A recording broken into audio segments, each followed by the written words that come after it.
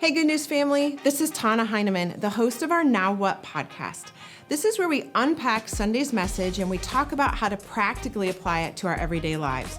I love that you're here with us, and I love that we get the opportunity to spend more time with our pastors and have them teach us even more what the Word has to say about our everyday lives.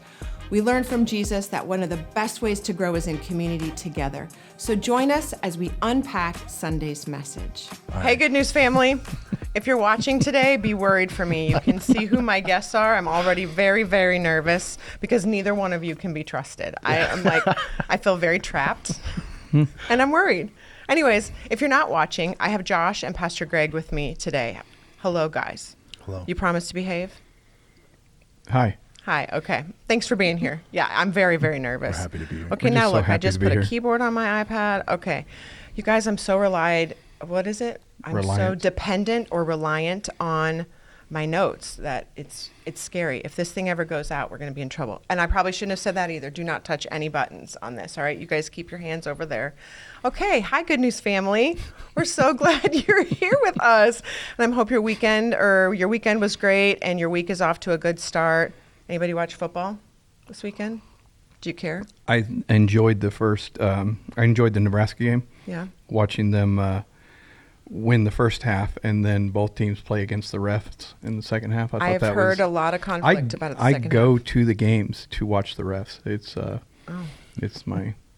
I heard a thing on the news this so morning exciting. talking about like can the coach can he argue back about some things, or is it just going to hurt you in the long run? And everybody was all heated. I was at the University of Nebraska Kearney football game at the same time as the Husker game. How are the refs? They were good. Okay. I watched a guy, a poor little 20-something-year-old kid get his finger dislocated, and then watched them try to pop that bad boy back in several times. Nice. And then, watched a redshirt freshman, a really good friend of my son, and he played a really great game, this kiddo, and broke his fibula. He didn't play that great of a game, though. Yeah, he lost. Yeah. That was a bummer. So, lost anyways, that game. we're praying for Cole. Shout out. But, anyways, so we watched the Husker game on our phones while we were at the Kearney game. Nice. But lots of football this weekend. Did you watch any football? Do you watch football? I watched some highlights, but I'm going to the game next week, That's so nice. that'll be fun. Yeah. I think some of my crew are going as well. Do you go? You said you go sometimes? It was a long time ago. Okay. I've gone to 2 since I've lived here. Okay. I think they're fairly exciting right now because we've won 2. And they brought the Right. red balloons back. So, everybody's excited about that. Yep. Okay. We're going to get focused. We might need to just cut all this nonsense. All right. I'm not worried. I have heard several people asking, where did this Pastor Greg guy come from? And I thought that was a really good question. And since you're here, you have been a pastor. That's nothing new. But maybe around here, your role on the staff, things like that, we've shifted stuff. And now we've kind of dusted off your title. And it's making a comeback. The pastor title. The Yeah. pastor Yeah. title. Mhm. Got it. So I thought maybe since you're here and we have you trapped, I could say, tell us a little bit about who Pastor Greg is. Answer the people's questions. They want to know. Give us the long version. Start back in 1982. Well, I was going to say, the more Start we from know about DNA. you, the easier it is to trust you. So when you're telling us, we shouldn't be worried or anxious or fretting, it's like the more we know about who you are, the more we'll trust your words. So you can take that for what it's worth. Tell us who you Cool. are, Pastor Greg. That is a odd way of putting it. So I knew this question was coming too, and I didn't really think through. You're one. You don't care. I do care. No, I was going to ask a question, but you're cool with whatever I Yeah, say. go wherever you want. I was born a poor white child. You're welcome. It's a great reference. Yeah, Thank you. Thank you. In Dallas, Texas, actually, and health problems with my mom. My parents ended up getting divorced. My mom and I moved to Tulsa. I think it's relevant. Just that it was an interesting story or ride around somewhere between when I was 1. Apparently, she was diagnosed with multiple sclerosis. 1970, there really wasn't a lot of treatment for it. There was treatment, but just not what it is now. And even now, it's not a great thing to go on. But hers was an aggressive version, and so very quickly lost use of her legs. And So she was basically a single mom in a wheelchair trying to take care of me. And I was just utterly hyperactive and, needed more attention than she could give. And so. How old were you at this time? We moved there when I was, I think 3? No, it had to be earlier than that. Anyway. So we lived in some housing, and my dad's parents, that's the easy story of that, lived in Tulsa also. And so I remember being taken care of by them and things like that. But when I was 5, getting ready to turn 6, my mom's mom came and got us and moved us to Illinois. And my mom moved into assisted living. Sorry, mouth dry from science fiction. Anyway, this is probably too much, but soda. And then I went into foster care, short version. Then mom died when I was 11. Moved with that foster family to another town in Illinois. And it was just really, by this stage, even 6th grade is when we moved to the new town. I'm just angry about everything. Yeah. And not enough focus. My foster parents, I'm now able to look back and see the value and the type of commitment that it took for them to be there for me.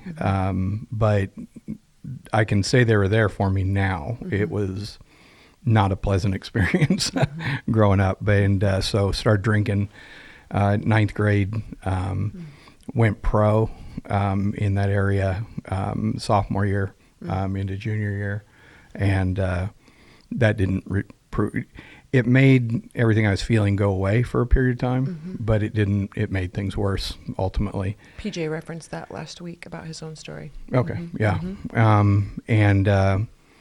So by the time I was a senior, it was more about, I never drank at parties. It was drinking alone. It was nothing healthy, suicidal, and just going out of my way to buy into that point of view. And so my Angie, I almost said my current wife. She's his only wife. She's my only wife. Yeah. But Angie and I started dating in sophomore year of high school. Whoa, so she's lived this whole journey with you. Oh, yeah. Okay. Yep. We met in 7th grade, and I was that annoying kid that's whatever class you were in, the most annoying kid was me. Okay. 100%. And, yeah. I'm like sort of funny, but not big enough to actually be popular and funny, so that transitioned wonderfully into sarcasm, as I say that sarcastically. Yes. So it's called a gift. That's a meta kind of, yeah. Anyway, so we were going to go to college. We both had plans for that. Too many details, but anyway, I ended up enlisting in the Army to pay for college because I had no other way of doing that. And I've always known you did military, but I kind of heard recently, you were real deal. I'm Rambo. I'm super. No Rambo. Not Got at all. So Army. We got married. I'll explain it in a sec. So I went to basic, advanced training, then jump school, and then came back and we got married. And our honeymoon was actually driving out to North Carolina.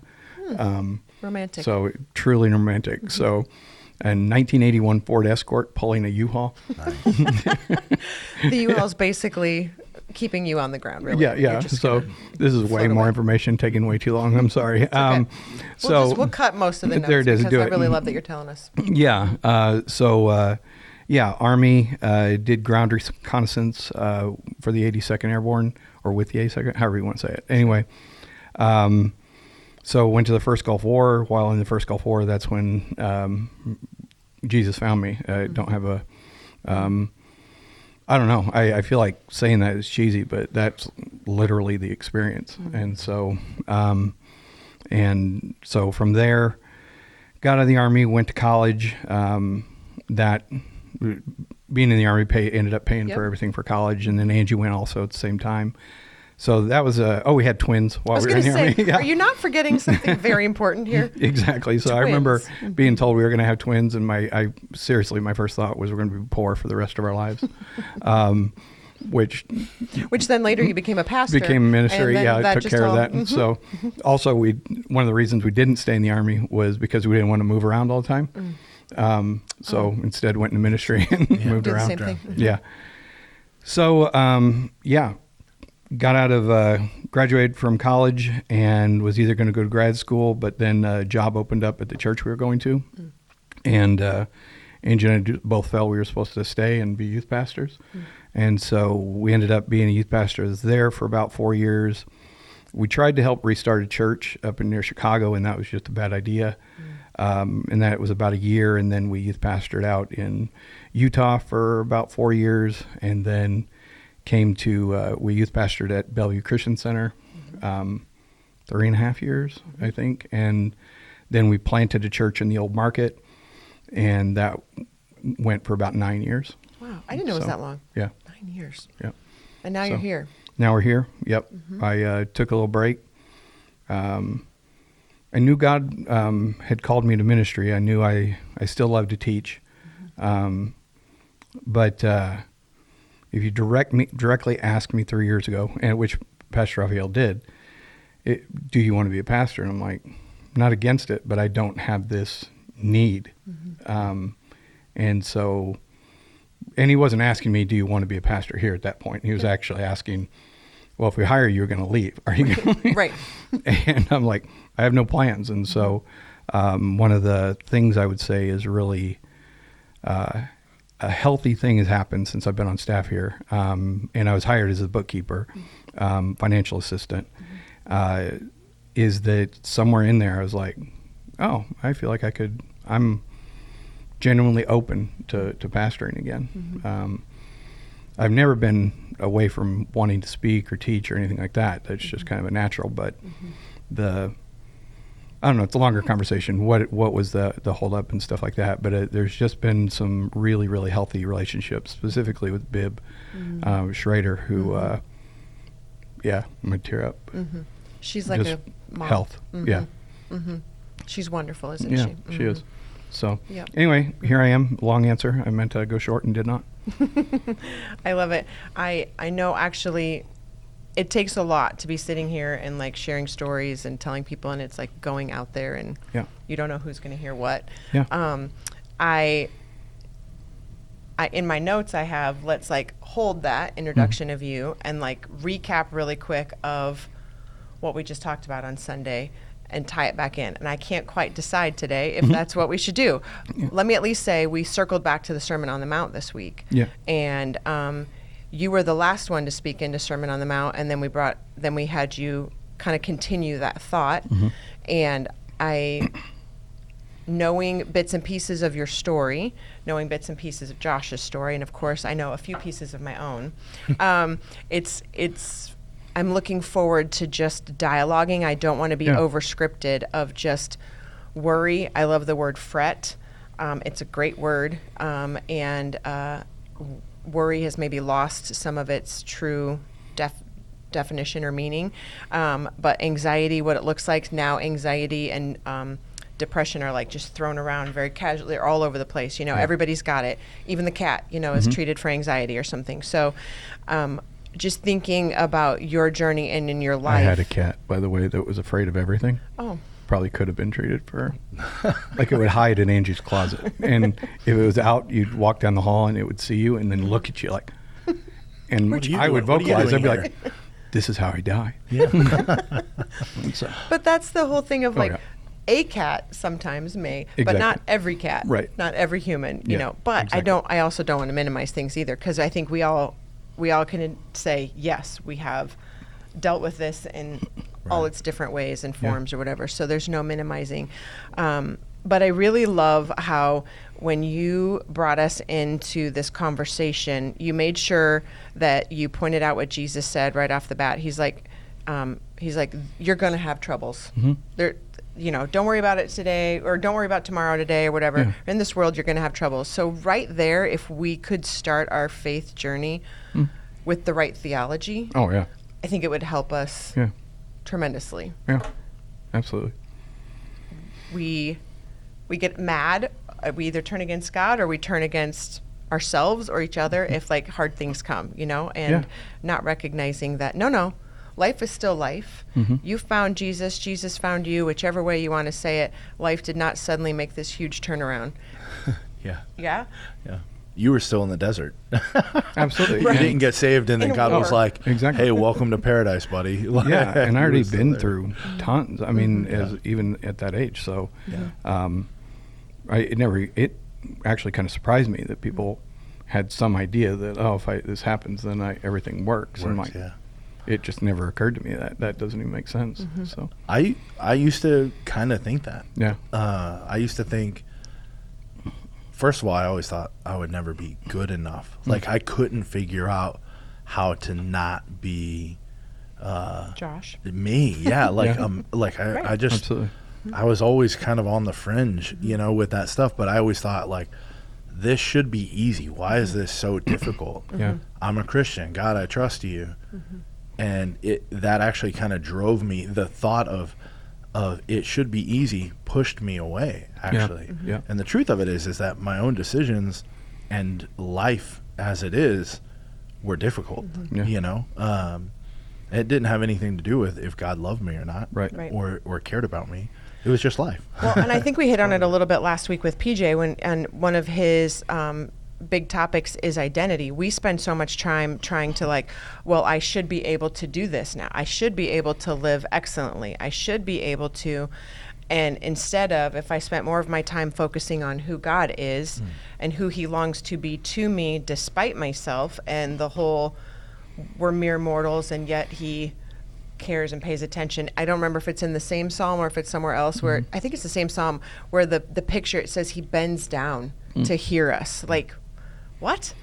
That is, then when you tie it into what you said, the Isaiah 40 verse on Sunday that you talked about and you held your hand up, it was such a great picture of like, he measures the expanse with his hand, with his fingers. Like that, if we spent more time focusing on that guy, that God is the one who saved us, came for us, puts up with us, loves us, pursues us because he wants to, we would spend less time worried and anxious about we're not living up because we're just so full of like, holy cow. Yeah.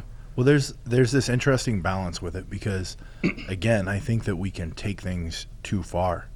We're talking about the creator of the universe, like that verse of him putting his hand up.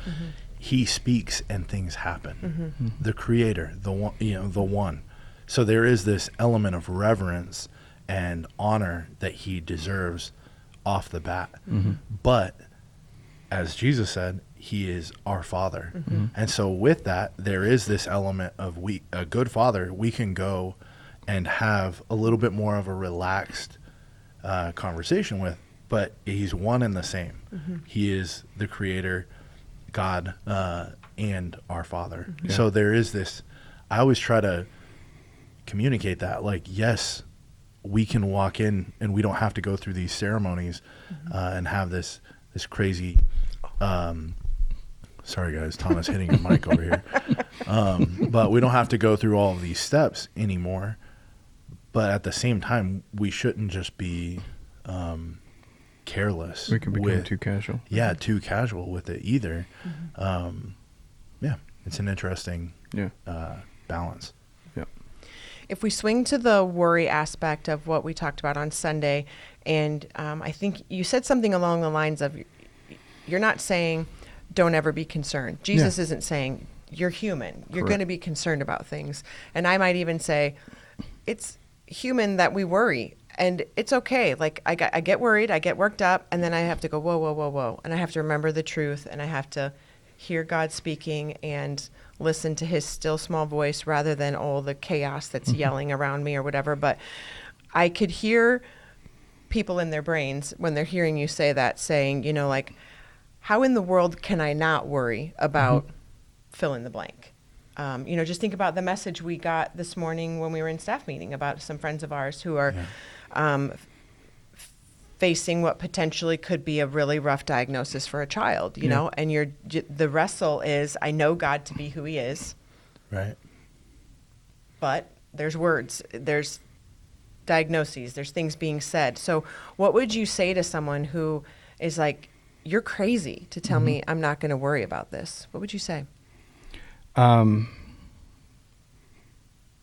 do I say to the person? I'll begin with part of my point of view, and then I'll come back to what I would say to the person. I'd begin with trying to communicate that it matters and whatever they're dealing with is a thing, and it's okay that it's a thing. And I just think that's really important. I think kind of a side note, or the thing I'm trying to find purchase on right now is my perspective is influenced by the fact that when I was 11, my mom died. And so whatever your theology is, and I'm somewhat aggressive about this, your theology needs to be able to answer my mom dying. And I'm okay right now, to the degree that anyone's okay with it. I'm okay with it. I'm just saying, don't come to me weak. Meaning if you're presenting to me, here's who God is and here's how he operates and here's what burdens you're supposed to handle and the burdens he's supposed to handle. And if you have those opinions, don't come to me soft and just claim, well, God's sovereign, it's all okay. Or God's got a plan, it's going to be okay. Because we're either not going to talk because what you're saying to me is ignorant. It's blowing off the significance of what's happened in my life, and I think it blows off the significance of what happens in many people's lives, that some of our tensions, not just the worries, but the some of the things we're dealing with are results of real traumas, are the results of real things, are results of sometimes imbalances. Sometimes, I mean, there's the list as we get more and more information, and as our society, as our the area of understanding and acceptance of mental health becomes more and more developed, the more aware we become that some of these things are answerable and controllable, and some of them aren't. Yeah. Regardless, I coming from a philosophical background, I just demand that you, if you're going to say something, that you need to be ready to defend it or back off and admit you don't know what you're talking about. Because what I'm talking about is I don't know how God functions in every area. Right. And I think that's the correct theology to have. I can tell you that I think he brings solace. I think he brings hope. For me, that was the key thing, is hope in all of this. So I've been dealing with depression sometimes very acutely since 8th grade. I remember when it started. And so anxiety for me, it took this whole conversation over the last probably 5 years of anxiety being more out in the open for me to go, that's what that is. I'm depressed because I'm not dealing with the tension I feel everywhere I go. Right. I might as well name it because I'm just buddying up with it, and sometimes I'm agreeing with it, which isn't helpful. And sometimes I'm aware, okay, here's how I can deal with these different things. So I certainly didn't answer your question, but I think how would I respond? It's just this is way more complicated than you're thinking. And so when we come to this passage, it's why I think fret is just such a good word for this, because he's not saying don't have concerns or don't have challenges or things that matter. But he's saying, remember your focus, remember the most important thing. So maybe that's the answer. The short answer is take a breath, remember there's a God who cares, and now we can start working. This isn't the solution that you need emotionally. This is simply giving us space in which to function and work and talk and find a path forward. Can I speak on that? Oh, yes. Yeah. I think I try to look at examples of Jesus in the Bible, and there are so many times where Jesus heals, right? So we're talking about a good friend of ours. my prayer for them is that Jesus would heal them in the way of like, your faith has made them whole, like, go, she's fine, kind of a thing. But the truth is I know Jesus to be compassionate and to care even whenever things don't line up. So my brain went to whenever Jesus's good friend dies and his sisters are like, Jesus, where have you been? Jesus wasn't worried. He's making his way, what should have just been a few hours, and he makes his way days later. He's not stressed about the situation or fretting about that situation, but he gets there, and even in his lack of worry or fret, he weeps because of the loss of his friend. Yeah. Knowing that he will then call him out of that grave. And I feel like that speaks to the heart of Jesus, who he is to us, even whenever things don't look the way that we want them to look. Yeah. His heart is compassionate and gentle towards us. And so, like I said, my prayer is that he heals our friend's daughter. But the truth is that he is good and gentle and kind to us throughout everything that we walk through. And so, the sisters were worried. They were fretting. Absolutely. And he was okay with that. And he was okay with it. Right. Yeah. Absolutely. He encouraged them. Yeah. He didn't, belittle or, Right. get upset with them or whatever. He understood. He understood. Yeah. And I often think part of that weeping was for them, that he knew the pain that they were feeling and the loss that they were feeling. Right. You talked about on Sunday too, you said, we have grown addicted to fretting. And the number one step of breaking any addiction is admitting you have it. Oh, yeah. I loved that statement. I loved it so much. Yeah. Because there is a point where we can live from where our circumstances define us. And even in its small scale, my oldest son has an autoimmune disease, and he was diagnosed when he was 7. And I remember years into it, having kind of an epiphany and noticing, and actually he just reminded me of this again a few weeks ago because it was kind of rearing its ugly head again, but where people around here, good-hearted, good intentions, full of compassion, they would ask, the lead-in question was, how is he feeling? How is he feeling? How's your illness? How's your sickness? How are you? Those kind of things. And their hearts were genuine, but his disease began to define who he was. And a lot of that comes from my fretting and worrying through that was then making it where people would see me, they'd automatically think him, they'd automatically think sickness or whatever. And this message is not about sickness alone. This just coincidentally is the two examples that are on my mind at the moment, but where we had to identify that my fretting and worrying was actually redefining me. I'm just the mom of a sick child, and he's just a sick child. And really, we need to recognize how if my go-to is to fret and worry, I've become almost addicted. It's all I know. I don't know how to respond with peace that passes all understanding, because I only respond out of, Out of fear. What's that kid's movie? The Sky is Falling. Yeah, Chicken Cloudy Little. Chicken Little, and the story, right? And he's Cloudy like, with a chance of meatballs. Yeah, that one also, too. But yeah, that's what I was gonna say. There is a chance of meatballs at any given moment. But the sky is falling. The sky is falling, and we have a tendency that's all we do.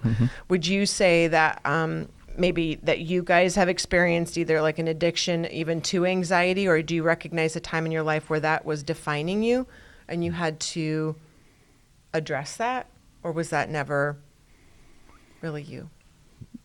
I think that my addictions were driven by my anxiety. Okay, yeah, sure. So Yeah. I didn't know how to.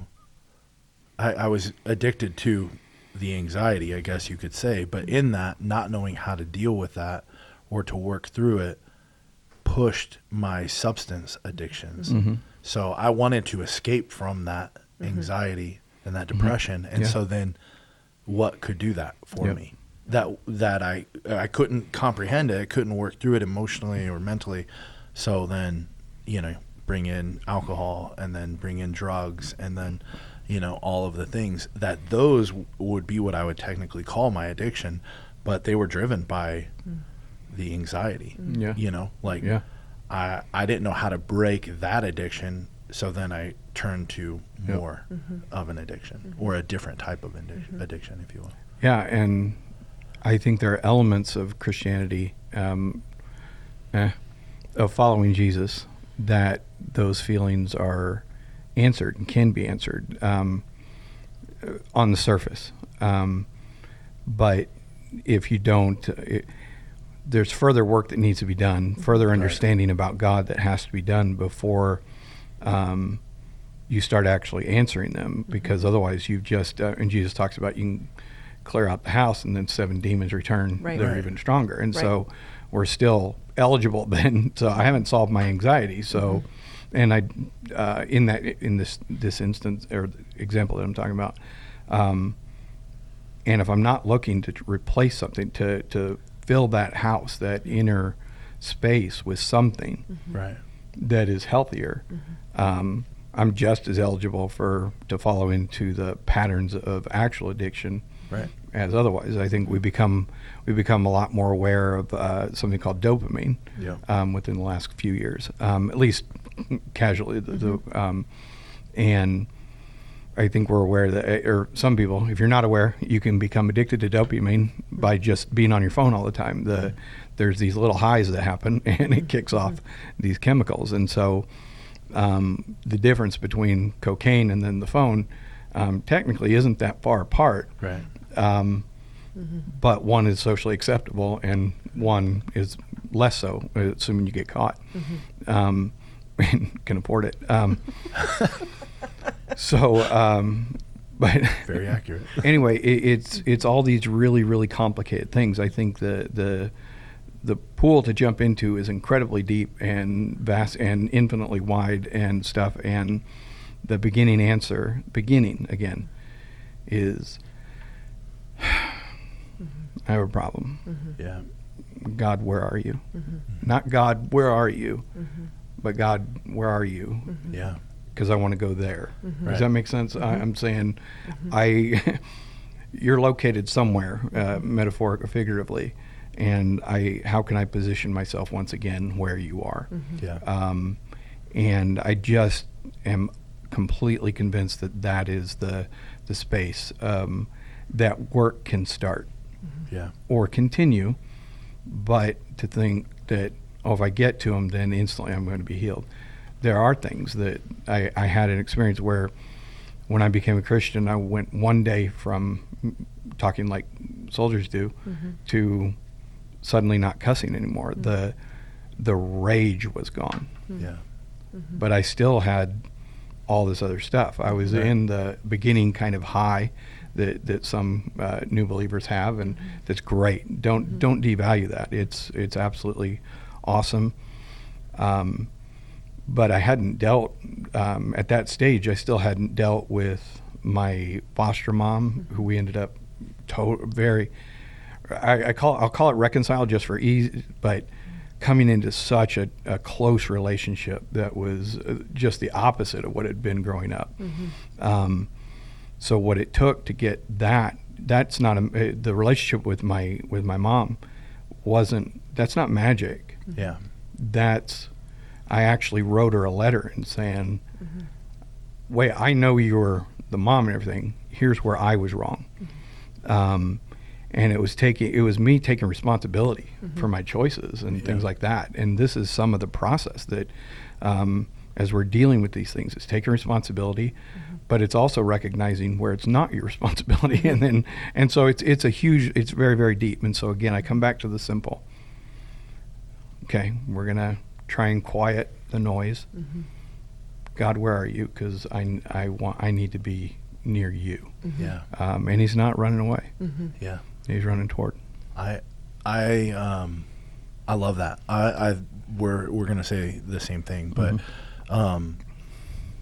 again, I always thought that it would be like I just need to pray about this, or I need to read my Bible. And I'm going to be honest, that did not take away my anxiety or my depression. Now, going to see a therapist and working through taking practical steps forward while seeking after Jesus, that helped. That was a different thing. And so now my escape was substances from those feelings, from that mental space was substance abuse. So I still have anxiety and depression. But I can't escape the way that I used to. It's not an option for me anymore, ever, and it won't ever be. But I still have times where I feel like I need to escape. And so my escape looks a lot different now. I really hope that any believer at any point in their journey with God understands that practical steps are important. Don't neglect them. Because that is so arrogant and so naive, however you want to say it. But like, they matter. The practical things matter. So I am a dad with young kids at home, and they are chaotic sometimes. And my anxiety will go through the roof. Now, I understand that my anxiety in those times comes from a lack of feeling control or feeling overwhelmed with the things that I need to do, but also needing to be a good parent. I have this struggle. I'm going to maybe talk about this, hopefully not too long. I have this struggle. I want to be productive, and I want to do things. I don't like sitting still. That's a problem that I have that I work on. But in feeling anxiety and chaos, I have turned to having my first practical escape in trying to honor God and my family, was to mow my yard. Nice. Okay, that might sound really dumb to some people, but I have a riding lawnmower because I have a big yard. Thank you, Lord. And it takes quite a while to mow. And so I would go out and I would put noise canceling headphones on and by myself mow the yard. And I wasn't listening to anything. I wasn't putting anything into me. I could relatively mindlessly mow my yard, except for right by my fence because I don't want to knock it down. I had to really pay attention at that point. Now, the beautiful thing that happened, and it still happens, I'm so grateful for having multiple kids. It started with my oldest daughter. She would come outside and ask to ride on the lawnmower as I mow the yard. Now, she was the source of chaos a lot of times. That's actually not true. It's usually my second one. It's usually Ruby. We all know that. But still, it was an element where she would then come out, and it wasn't that we were talking. She would just sit at my feet. Oh, man, I love God. She would just sit at my feet, and I would mow the yard. And I would be praying, but also thinking about how grateful I am to have her. And even though she is sometimes chaotic or sometimes the pressure of being a dad feels overwhelming to me, I'm so blessed. And it helped reshape my focus and helped me to quiet out the noise and to thank God.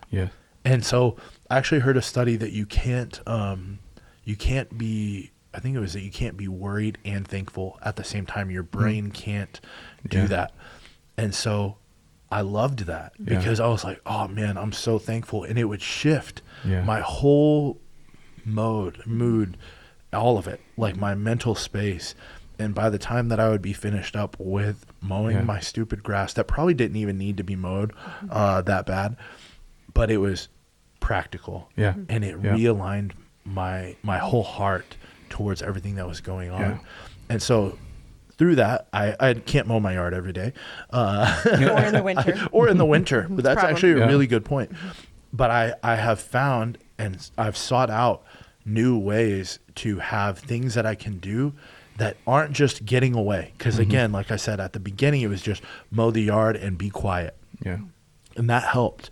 But then adding on the fact that my kid and now kids would come out and ride So Ivy's the one that rides right now. And guys, let me tell you, she is the source of a lot of my anxiety because she says dad about 1.5 million times. She's 2, right? Yeah, 3 years. She's Yeah. 3. She's 3 years 3. old. Mm-hmm. She says dad and talks all the time, which I love and also struggle with. Yeah. I wonder where she gets that from. I don't, not me. I don't talk ever. Never. Yeah. So I'm saying Yeah. all this to say, like, get professional help, seek after the Lord, but in that find practical ways that you can move forward Yeah. in life. Don't just shut down. Yeah. And don't, like, just do whatever it takes to not just have your wheels fall off. Yeah. Yeah. And it's hard. It is hard. And it's okay that it's hard. Right. And it takes time. I'm a fan that life is supposed to be hard. If it's too easy, I think we go sideways. I think one of the biggest temptations actually is to be really wealthy, 100% agree. and have everything taken care of because you're in control. But I think I love this. The only part of your story I loved. It's a total joke. Love the whole story. I think it's incredibly poignant. Something that really kicked for me was the worry and thankfulness at the same time. For me, it's really important where that encouragement and challenge happens, though. So let's imagine we're in your house and you're self-aware enough to go, I'm really feeling anxious, which is a huge thing, guys. Trying to be self-aware to, right. I was dealing with just being angry at everything. And one of the therapists said, have you ever thought about just identifying that as I'm angry? And I thought, that's stupid. Why would I do that? And then was driving one day and went, wait a minute, I'm angry. Yeah. And it didn't go away. It was just like it, but I went, and the next thing she told me was, and in that moment, I want you to say it's okay. And I'm like, and when I'm talking to her, I'm like, but that means I'm justifying it or something like that. She's like, no. You're just saying, this is where you are, and right now that's okay. Because your next step then, one of the next steps is to go, okay, maybe why am I angry? Right. Because if I'm losing my mind over traffic, maybe I'm upset about something else. Right. Maybe I'm bringing in some baggage into this, and I always am. So, but if you're in the house and starting to feel that, and I go, be thankful. Why aren't you being thankful? And you don't even have to say it that aggressively. If I just went, oh, that's solvable by being thankful. Yeah. And You punch him. Yeah. right, you feel, Right. I hope that's the tension you feel, because I think that's often been our answer is this is it. And so Jesus said, don't worry, don't do it. It's so flippant Come and on, stuff. that's right. But I think the placement of it, the answer actually is be thankful. Yeah. But sometimes it takes us a little, I'll make fun of it and call it our stupid needs to get beaten through some.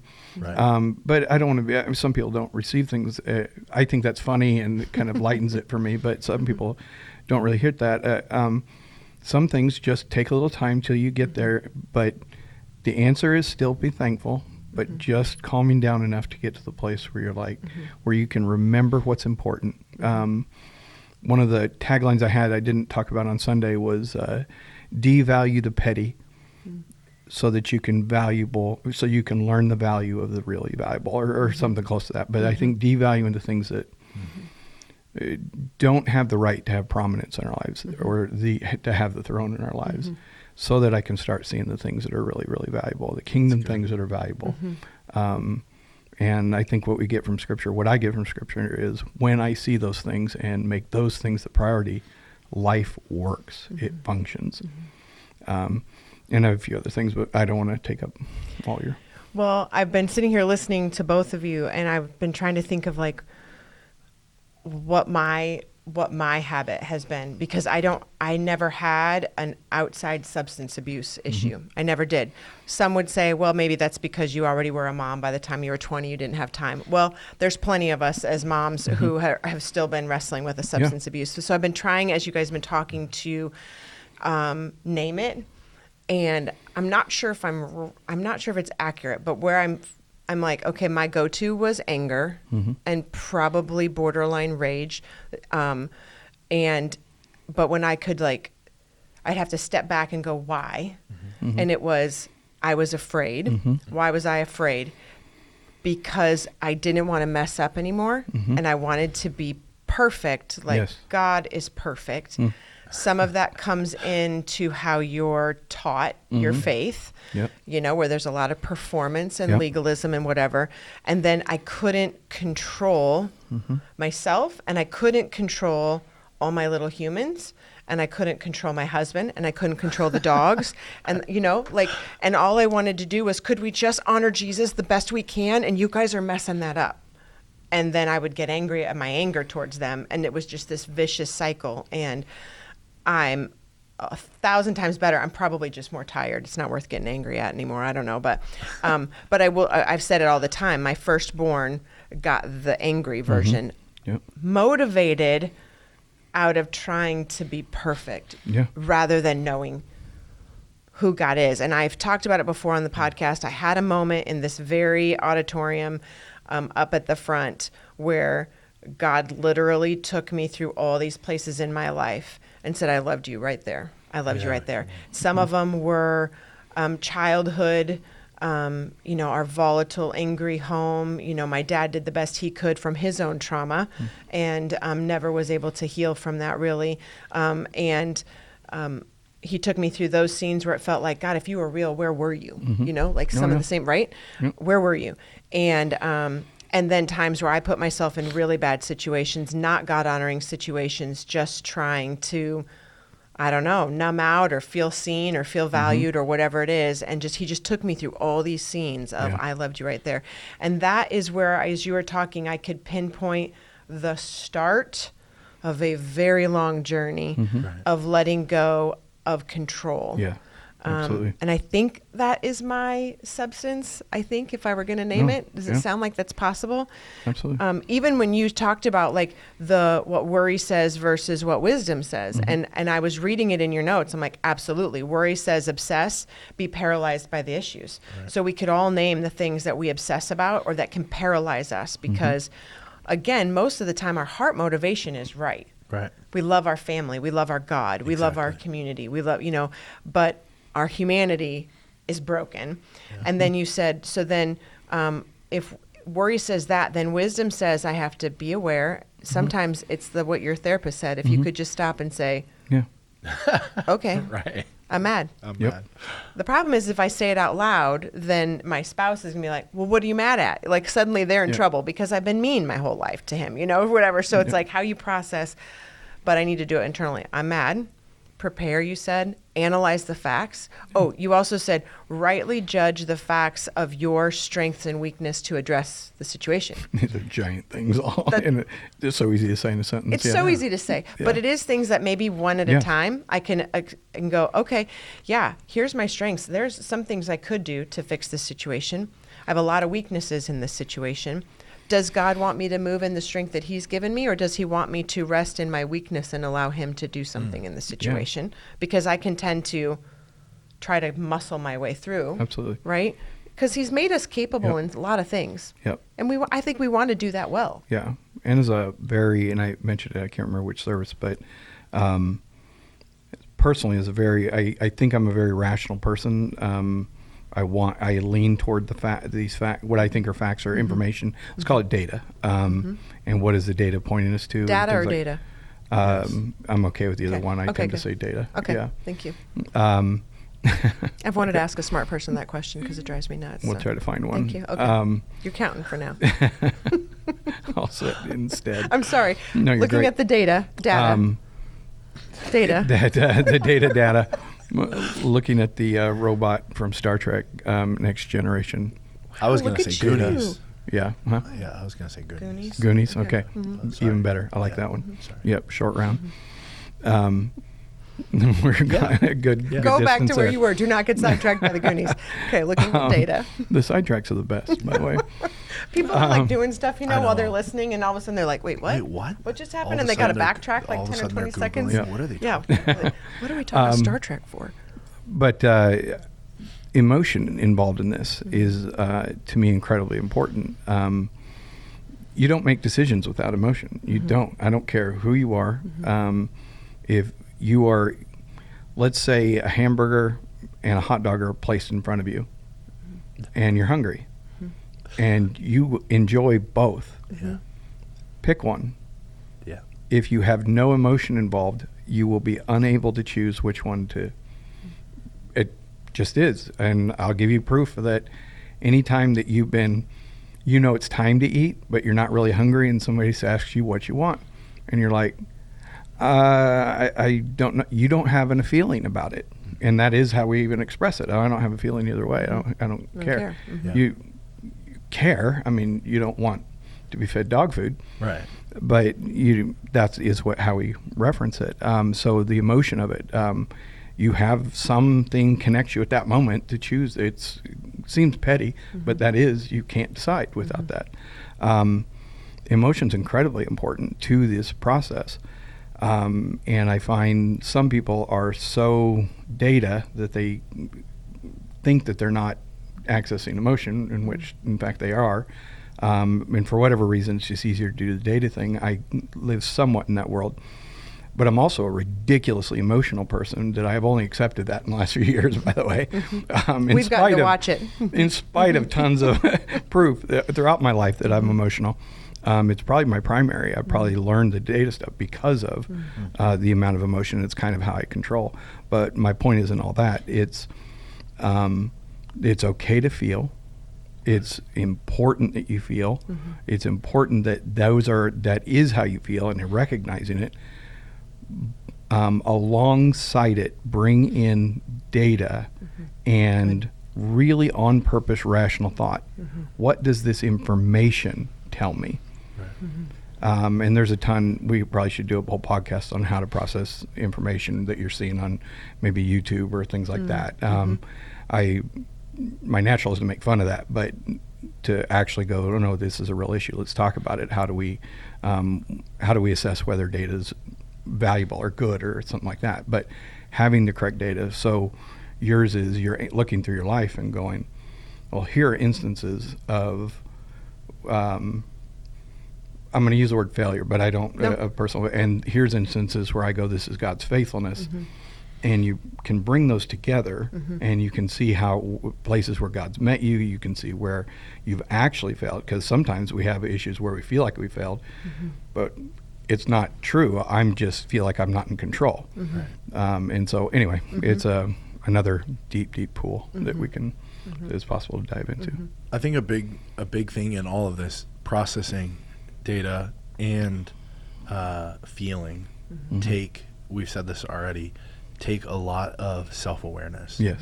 Because if we're not self-aware, then to navigate out of that or to process through it, however you want to say it, I feel like it's almost impossible. Right. So I'll give you a prime example.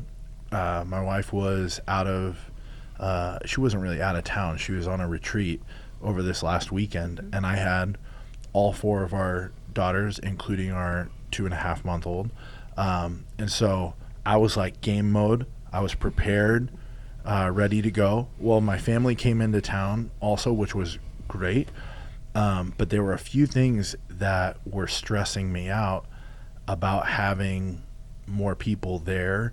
And there was this moment where I was texting my wife about when she was going to be back. And it was pushed by a few hours, and it just piqued my anxiety because I get that. I was like prepared for 1:30 for her to be back. And instead she was going to go do something super thoughtful and awesome for someone else. And it was going to push it to 3:30. And I was like, what in the world? Like, how could you do that? And I was being so rude and inconsiderate towards her. And I had to step back. And in the conversation, I had to say, hey, I'm really sorry. I'm stressed and I'm tired, but everything is actually going well. But I had to be self-aware enough to be able to look at the facts. I was worried that we were going to run out of food, milk for our daughter. Okay. That was the only worry. I was like, we're running, we're running out, and then I'm going to have a screaming baby on, while I'm trying to set up for youth, was my thought process. But the truth is that we were fine and that she was going to be here. But I had to recognize that and apologize by saying I understand. I'm tired, and Yep. these things are just wearing on me, And so, the self-awareness is key. Yep. Very big Absolutely. deal. 100% agree. I'll add one more thing. We really need to wrap up, but I'll add one more thing as I was reflecting since Sunday's message about how I address worry or anxiety and all these different things, identifying the triggers, getting counseling, huge. And being honest with myself, with my husband, with my kids, as I was able to learn about myself and being honest, not making excuses, Right. but being self-aware and being honest, in almost a way of allowing them to help keep me accountable for myself and my worry and whatever. And then I would be remiss if I didn't bring in growing my understanding of who God is Yeah. and who He wants to be to me and Absolutely. through me. And so, even like looking at the example I would set for my kids, if when things go wrong or hard or difficult and mom is spiraling out of control, then how am I ever going to teach them to how to handle these things and who God is? And wait a second, if God is who I'm trying to tell them He is, then why don't I act like it, kind of a Wow. deal. That's good. And so it was as I really started to prioritize learning more of who God is. And that was for me through community. I did a lot by myself, but when the kids were younger, it was definitely more with other people. And because basically, be honest, you don't get a lot of alone time when you have all these kids running around. And now as I'm getting older and it's quieter, I can spend so much more time with him. But just those places in scripture of who He is and Him reminding us. I was thinking today about the part in Job where God responds to Job and like, were you there when the mountains were formed? Do you know the measurements of the earth? Do you like, dude, I got this. Yeah. I really got this. That's how I hear God speaking in that scene. What you said in Isaiah 40, even just going through and thinking about all of God's promises and really understanding them. He didn't promise there wouldn't be hard. He actually promised to be with me in the valley of the shadow of death. Well, He wouldn't have to be with me in the valley of the shadow of death if I were never going to be in the valley of the shadow of death. Right. So right there is a key That's a good point. There's going to be some hard stuff Yeah. and learning more of that. And just thinking about different ways that we can encourage our listeners to respond and take action in this area of just reminding ourselves, get into scripture. And I know some people cringe when I say this, to Google verses or Google topics, but I'm sorry.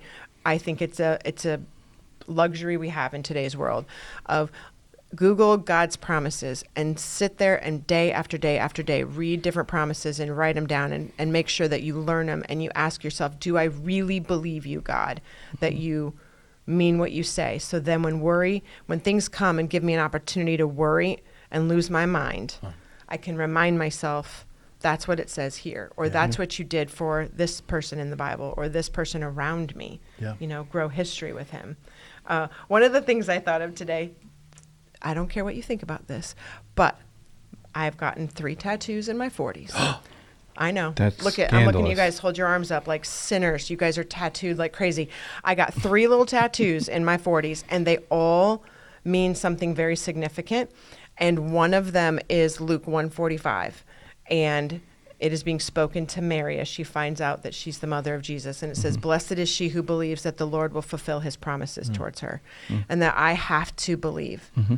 I will be blessed as I choose to believe that He will keep His promises. Doesn't mean there's nothing bad going to happen. Right. It just means His promise that He will walk through all of it with me and meet us. Do you guys have any other things you would say as action in response to a message like this? Action.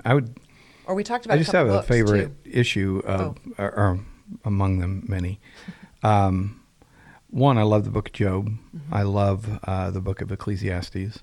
They're hard books. Yeah, I'm in Ecclesiastes today, they're as a matter of confusing. fact. Very They confusing. can be. Yes. I'll be honest, when I read Ecclesiastes, it was like someone telling the truth. Yes. Like acknowledging the truth Yep. and not just being a name it, claim it. Oh, absolutely. Just so at the end of Ecclesiastes, it says, so here's the end of this. Fear God, obey His commandments, for that is the whole duty of man. Right. Period.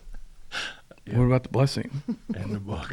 Seriously, it's just brilliant. And I was like, when it begins with meaningless, everything is meaningless. I'm like, oh, thank you. Like this. I can go back to drinking 24/7 because everything's meaningless. Exactly. Right, but that's not what it was for me. It was I'm fully a Christian, fully believe. I mean, as deeply.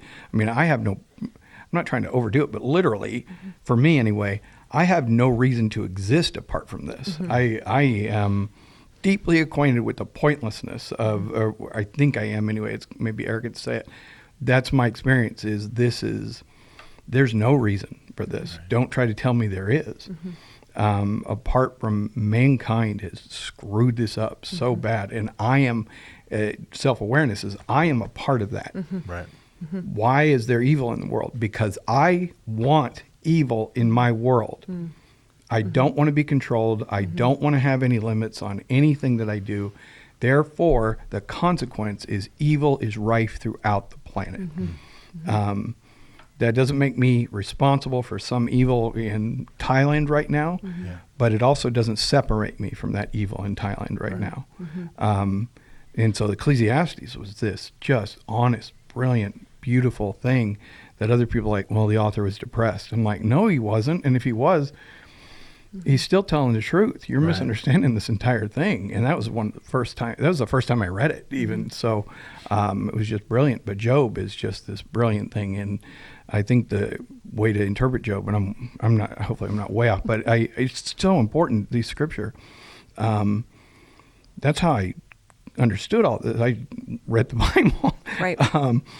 And Job is basically accusing God. God, you're not being fair to me. Justice is not happening here. And God shows up and says his first lines to Job. And Job says, oh, wait a minute. Sorry. Take it all back. My bad. Yeah.